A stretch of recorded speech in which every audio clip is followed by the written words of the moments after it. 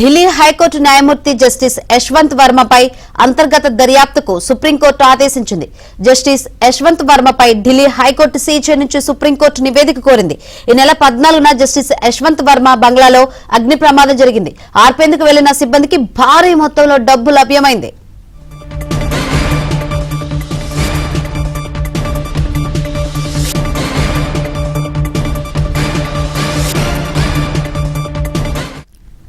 Delhi high court న్యాయమూర్తి justice Yashwant వర్మపై అంతర్గత దర్యాప్తుకు సుప్రీంకోర్టు ఆదేశించింది.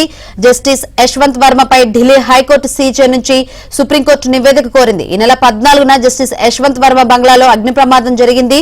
ఆర్పేందుకు వెళ్లిన సిబ్బందికి భారీ మొత్తంలో డబ్బు లభ్యమైంది. ఈ వ్యవహారం సంబంధించి మరిన్ని వివరాలు అందించేందుకు మా ఢిల్లీ బ్యూరో చీఫ్ కృష్ణ సిద్ధంగా ఉన్నారు. కృష్ణ, ఏంటి అప్డేట్స్?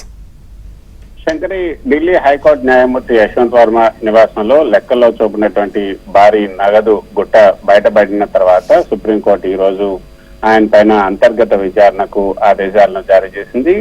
ఢిల్లీ హైకోర్టు ప్రధాన న్యాయమూర్తి దేవేంద్ర కుమార్ ఉపాధ్యాయ నుంచి కూడా సుప్రీంకోర్టు నివేదిక కోరినట్లుగా మనకు విశ్వసనీయ వర్గాల నుంచి అందుతున్నటువంటి సమాచారం. శంకరి, సరిగ్గా గత శుక్రవారమే ఈ సంఘటన జరిగింది. అది హోలీ రోజున ఈ సంఘటన జరిగింది. యశ్వంత్ వర్మ ఉన్నటువంటి బంగ్లాలో ఒక్కసారిగా మంటలు అంటుకున్నాయంటూ ఆయన కుటుంబ సభ్యులు అదే ఆయన కుమార్తె ఫైర్ సర్వీస్ కు ఫోన్ చేసినట్టుగా తెలిసింది. ఫైర్ సర్వీస్ వాళ్ళు వచ్చి మంటలను ఆర్పుతున్న సమయంలో ఒక రూమ్ లో, అంటే యశ్వంత్ వర్మ ఉన్నటువంటి రూమ్ లో ఈ యొక్క పెద్ద ఆ రూమ్ మొత్తంగా కూడా ఈ భారీగా నగదు ఉన్నట్లుగా చూశారు. కొన్ని నోట్లు కూడా సుమారు 5-6 కోట్ల వరకు కూడా ఆ యొక్క మంటల్లో కాలిపోయినట్టుగా తెలుస్తుంది. ఆ తర్వాత చూస్తే మొత్తంగా ఆ రూమ్ అంతా కూడా ఈ యొక్క డబ్బులు కట్టలు ఖర్చు ఉన్నట్టుగా తెలిసింది. వెంటనే ఆ యొక్క సిబ్బంది, ఎవరైతే మంటలు ఆర్పడానికి వచ్చినటువంటి సిబ్బంది ఫోటోలు తీసి వాళ్ళ ఇన్ఛార్జ్ కి పంపించినట్టుగా తెలుస్తుంది. ఆ తర్వాత ఆ ఇన్ఛార్జ్ ఏదైతే ఫైర్ సర్వీస్ కమిషన్ ఇన్ఛార్జ్ వెంటనే ఢిల్లీ పోలీస్ కమిషనర్ కు పంపారు. ఢిల్లీ పోలీస్ కమిషనర్ హోంశాఖ మంత్రి అమిత్ షాకి ఆ ఫోటోలను పంపారు. హోంశాఖ మంత్రి అమిత్ షా వెంటనే ప్రధాని మోదీకి కూడా పంపినట్టుగా తెలుస్తుంది. అయితే ప్రధాని మోదీ చాలా సీరియస్ అయ్యి దీన్ని వెంటనే సీరియస్ గా తీసుకోవాలని కూడా ఆదేశించిన మేరకు ఐటీ వాళ్ళు కూడా వెంటనే రంగంలోకి దిగి ఆ తర్వాత ఎఫ్ఐఆర్ కూడా దీనిపైన నమోదైనట్టుగా తెలుస్తుంది. అయితే ఈ విషయాలన్నీ కూడా ఇంకా బయటికి రాలేదు. విశ్వసనీయ వర్గాల నుంచి మనకు అందుతున్నటువంటి సమాచారం. ఎఫ్ఐఆర్ కూడా నమోదైన తర్వాత ఏదైతే యశ్వంత్ వర్మ కూడా ప్రాథమికంగా పోలీసులు అడిగినప్పుడు అది తన డబ్బు కాదు, ఎవరో తెచ్చి తన ఇంట్లో పెట్టారు, పని వాళ్ళైనా పెట్టుండొచ్చు, ఆ రూమ్ కి వెనక నుంచి కూడా దారి ఉంది కాబట్టి వెనక నుంచి దారిలో పని వాళ్ళు ఎవరైనా ఎక్కడి నుంచి తీసుకొచ్చి పెట్టుండొచ్చు, తన డబ్బు కాదని ముందు బొకాయించే ప్రయత్నం చేశారు. అయితే అంత మొత్తం పని వాళ్ళు తీసుకొచ్చి పెట్టేటైతే వాళ్ళు మీ ఇంట్లో ఎందుకు పనిచేస్తారని అడిగినప్పుడు అది ఇప్పుడు ఒక వేరే వాళ్ళది, అది కూడా ఒక న్యాయమూర్తికి సంబంధించిన డబ్బుగా ఆయన ఒప్పుకున్నట్లుగా విశ్వసనీయ వర్గాల నుంచి తెలుస్తుంది. అయితే ఇవన్నీ కూడా దర్యాప్తులో వెలుగు చూసే అవకాశం ఉంది. అయితే ఈ నిన్న సమావేశమైనటువంటి సుప్రీంకోర్టు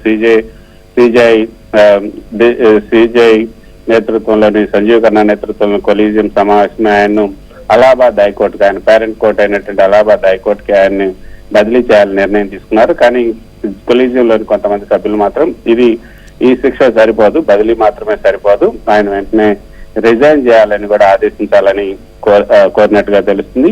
అయితే రిజైన్ చేయమని కోరినప్పుడు యశ్వంత్ వర్మ తను రిజైన్ చేయడానికి నిరాకరించినట్టుగా కూడా తెలుస్తుంది. ఎందుకంటే రిజైన్ చేస్తే వెంటనే ఆయనకు ఉన్నటువంటి ఇమ్యూనిటీ పోతుంది, వెంటనే అరెస్ట్ చేసే అవకాశాలు కూడా ఉన్నాయి. కాబట్టి 75 కోట్లు అంటే చిన్న విషయం కాదు.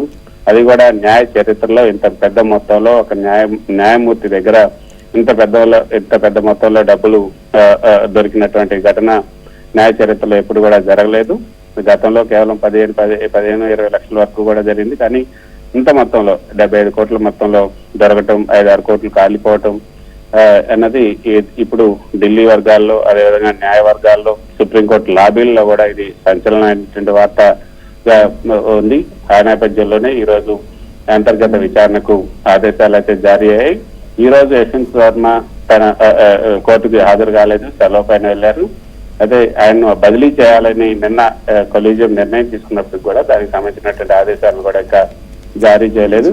కాబట్టి బదిలీ చేస్తారా, లేకపోతే ఆయన పైన వెయిట్ వేస్తారా, ఆయనతో రాజీనామా అయితే కృష్ణ, ఈ నోట్ల కట్ల వ్యవహారంపై ఇప్పటికే ఐటీ కూడా రంగంలో దిగింది. మరోవైపు కూడా కాంగ్రెస్ డిమాండ్ చేస్తుంది దీనిపై ఖచ్చితంగా చర్చ జరగాలని పార్లమెంట్ లో. సో నెక్స్ట్ ఏం జరిగే అవకాశం ఉంది అనుకోవచ్చు?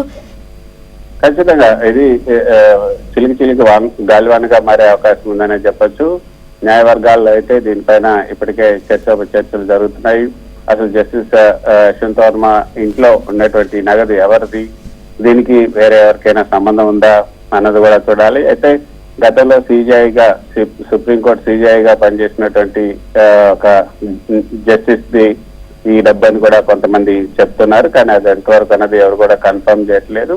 ఒకవేళ అదే అయితే ఖచ్చితంగా దీనిపైన విచారణ చేయాలి, సిబిఐ కేసు కూడా నమోదు చేయాలన్నది కాంగ్రెస్ నేతలు చెప్తున్నటువంటి మాట. అయితే శంకరి ఈ యొక్క జస్టిస్ యశ్వంత్ వర్మ మధ్యప్రదేశ్ లోని రేవా విశ్వవిద్యాలయం నుంచి LLB డిగ్రీ పూర్తి చేసి 1992లో న్యాయవాదిగా చేరారు. న్యాయవాదిగా ఆయన అలహాబాద్ హైకోర్టుకు ప్రత్యేక న్యాయవాదిగా, అదేవిధంగా ఉత్తరప్రదేశ్ రాష్ట్రానికి చీఫ్ స్టాండింగ్ కౌన్సిల్ గా కూడా పనిచేశారు. 2013లో సీనియర్ న్యాయవాదిగా నియమితులైనటువంటి ఆయన 2014లో అక్టోబర్లో హైకోర్టు అదనపు న్యాయమూర్తిగా ఆయన నియమితులయ్యారు. ఫిబ్రవరి 2017లో శాశ్వత న్యాయమూర్తిగా కూడా నియమితులయ్యారు. తర్వాతనే ఆయన ఢిల్లీ హైకోర్టుకు బదిలీ అయ్యారు. అక్టోబర్ 11, 2021 ఢిల్లీ హైకోర్టు న్యాయమూర్తిగా ఆయన పదవి బాధ్యతలు స్వీకరించారు. అయితే గతంలో ఒకసారి అంటే యూపీలో ఒక షుగర్ కేన్ ఫ్యాక్టరీకి సంబంధించి కూడా ఆయన Yashwant Varma UP sugar cane ఫ్యాక్టరీలో డైరెక్టర్ గా ఉన్నారు. ఆ డైరెక్టర్ గా ఉన్న సమయంలో 100 కోట్ల రూపాయలకు సంబంధించినటువంటి గోల్మాల్ జరిగిన దాంట్లో ఆయన పైన FIR కూడా నమోదైంది. ఆ FIR ను సుప్రీంకోర్టు వరకు కూడా వచ్చి ఏదైతే ఆయన క్వాష్ చేయించుకున్నారు ఆ కేసుకు సంబంధించి యశ్వంత్ వర్మ FIR క్వాష్ కు సంబంధించినటువంటి కేసులో గతంలో సిజేఐగా పనిచేసినటువంటి చంద్రచూడ్ ఈ కేసును కొట్టేసినట్లు కూడా చెప్తూ ఉన్నారు. సో ఈ నేపథ్యంలోనే అందరికీ కూడా అనుమానాలు వస్తున్నాయి. అసలు ఈ డబ్బు ఎవరిది అన్న దానిపైన విచారణ జరగాలి అన్నది ప్రధానంగా అందరూ డిమాండ్ చేస్తున్నారు. కాంగ్రెస్ పార్టీతో పాటు అన్ని రాజకీయ పార్టీలు కూడా డిమాండ్ చేస్తున్నాయి. ప్రధాని మోదీ కూడా ఈ విషయంలో చాలా సీరియస్ గానే ఉన్నట్లుగా మనకు తెలుస్తుంది. Right, thank you Krishna, thanks for updates.